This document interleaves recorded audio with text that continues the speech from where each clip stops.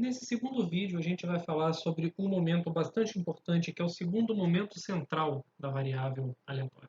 Tá? A gente já está acostumado com a definição dele, mas vamos entender, né, o que ele também significa. Né? A gente já viu a interpretação do momento como se fosse o peso da cauda da distribuição, né, uma medida do peso da cauda da distribuição. E agora a gente quer um resumo numérico acerca da dispersão da variável aleatória. Então, parece fazer sentido você olhar x subtraído da média, né, distância para a média, elevar ao quadrado para desconsiderar o sinal. Tá? É claro, você poderia considerar aqui outras funções que desconsideram o sinal da sua variável aleatória, tá? Mas o quadrado, né, a gente pode pensar que, bom, eu vou escolher o quadrado porque eu quero penalizar grandes desvios da minha média. Tá? Pequenos desvios são ok, mas grandes desvios eu quero penalizar muito. Então, eu escolho o quadrado, mas isso ainda é uma variável aleatória, e quando eu tomar então o valor esperado disso, eu tenho um número real. Isso mede para mim a variância da minha variável aleatória, tá? E isso aqui tem um pequeno defeito de ser medido, eu denoto assim, v de x.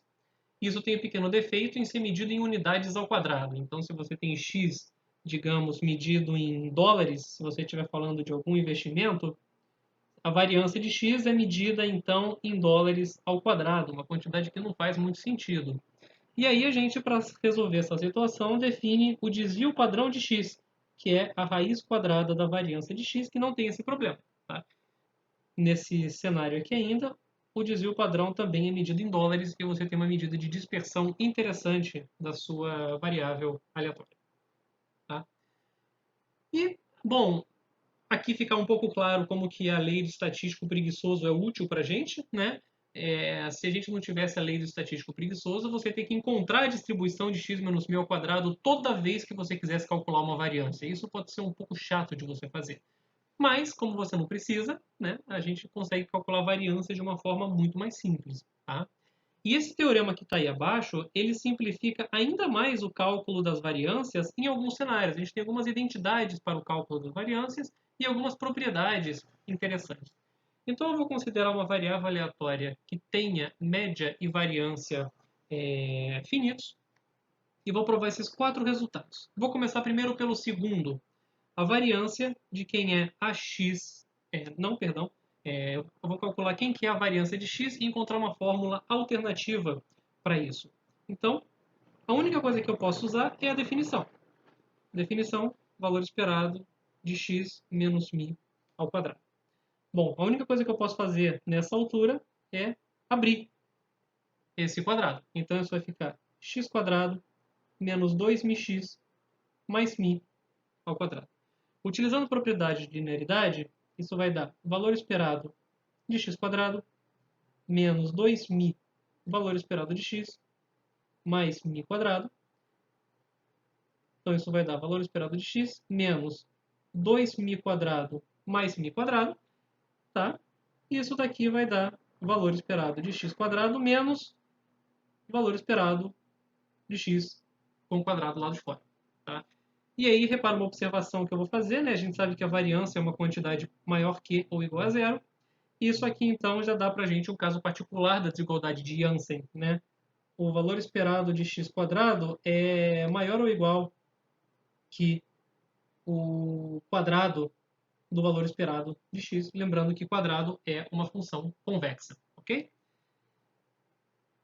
Agora, por que eu provei primeiro 2? Porque eu quero utilizar ele para provar o primeiro ponto. Tá? Não, na verdade, um também vai ser provado direto pela definição. Desculpem, eu olhei coisa errada nas minhas anotações. Então, a variância de ax mais b, eu vou escrever a definição. Tá? Isso é o valor esperado da variável aleatória de interesse, que nesse caso é quem? Ax mais b, subtraído da média de ax mais b, que a gente sabe que é a μ mais b, pela propriedade de linearidade. Então, agora eu vou fazer o seguinte. Se você olhar aqui, aqui eu tenho menos b com mais b. E aqui vai ficar quem? O valor esperado. Eu vou colocar o a ao quadrado em evidência. E ele vai multiplicar x menos μ ao quadrado. E pela linearidade, isso daqui vai dar A ao quadrado variância de x. Parece razoável o B não influenciar, né? Se você translada uma variável aleatória, a variabilidade dela em relação à média não faz sentido mudar, tá? E faz sentido esse coeficiente que multiplica aqui influenciar de alguma forma que não interfira no sinal da variância também. A terceira propriedade é a seguinte: a gente quer provar o quê? Bom, a gente sabe que a variância é uma quantidade positiva. E ela é igual a zero se e somente se a sua variável aleatória assume um único valor. Vamos fazer primeiro a volta, que é trivial, né? Nesse caso, você tem que a probabilidade de x ser igual a é 1. Então, a gente bem sabe que a média dessa variável aleatória é igual a A, e, portanto, a variância de x é igual ao valor esperado de x menos a ao quadrado, que se você calcular utilizando a definição, né, de valor esperado, como o x só assume o valor a, isso é a menos a ao quadrado vezes a probabilidade de x assumir o valor a, que vai dar zero. Só usar a definição diretamente. Para fazer a volta, vamos fazer o seguinte, tá? A gente sabe que a variância de x é igual a zero. Isso significa que o valor esperado de x menos μ ao quadrado é igual a zero. Tá? Porém, nota que essa variável aleatória é positiva. X menos μ ao quadrado é positiva. Ou seja, a gente sabe que a probabilidade de x menos μ ao quadrado ser positiva é 1. Ou seja, a gente está num caso de algum teorema que a gente provou na aula 17. Você tem uma variável aleatória positiva, com probabilidade 1, cuja média é igual a zero. Tá? Ou seja, por um teorema que a gente viu anteriormente, a gente pode dizer que a probabilidade de x menos μ ao quadrado ser igual a zero é igual a 1. E isso é a mesma coisa que dizer que a probabilidade de x ser igual à sua média é igual a 1. Tá? Isso prova para a gente, então, que a variável aleatória tem variância zero se e somente se ela é uma constante. E, finalmente, o item 4, tá? No item 4 eu vou fazer para n igual a 2 e o restante sai por indução por uma continha simples, não é muito difícil não.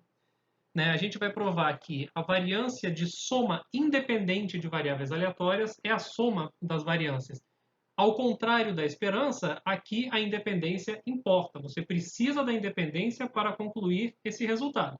Tá? E vai ficar claro o porquê que isso acontece da nossa conta. A variância de x1 mais x2, por definição, é o valor esperado de x1 mais x2 menos a média da primeira, média da segunda, ao quadrado. Tá? Eu vou expandir esse quadrado de um jeito esperto. Tá? Eu vou considerar x1 menos a sua média agrupados e x2 menos a sua média agrupados também. Então isso vai ficar x1 menos μ1 ao quadrado mais x2 menos μ2 ao quadrado menos 2 x1 menos μ1 x2 menos μ2. Tá?